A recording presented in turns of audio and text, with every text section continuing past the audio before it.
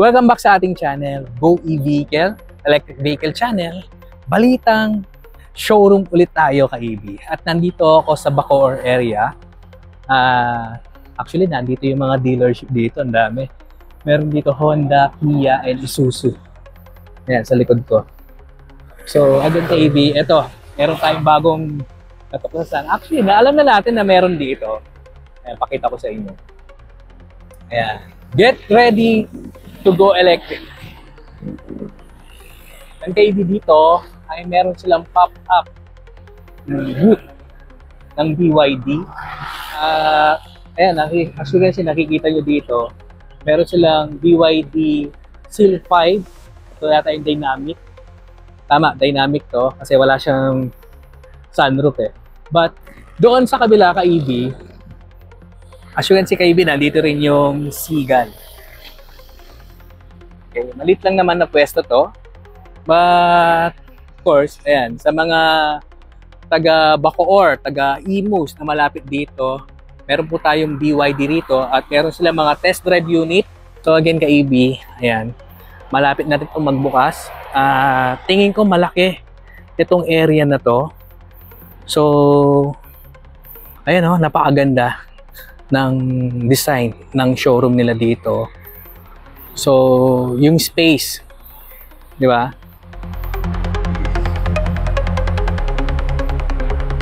Hindi pa siya talaga gawa. Mabilis lang naman yan, di ba? Mabilis lang naman magawa yung mga ganitong mga showroom. Ayan. Pasok tayo sa kanilang office at tingnan natin yung ano meron sa office na. So, napadaan lang tayo dito ka-EV kasi nagbayad tayo ng familiar. So, eto na. At nadaanan natin yung booth ng BYD, yung pop-up booth nila. So, eto, maybe nakita nyo, Seagull. Pasok tayo. Hi sir, good morning, good morning. Sir, anong pangalan mo sir? Sir, ako po si Oreo Quizon. Oreo Quizon. Yes, at si Sir Kiko. Sir Kiko. Sir Kiko na. Yan si Kiko. Sino ba sikat na Kiko ngayon? Anyway, ayan, sir, ano ba yung mga available na units for test drive dito? Ang available units namin dito, sir, sa BYD Bacoor is 2025 na Sea Lion 6 DMI and 2025 na Seal 5 DMI.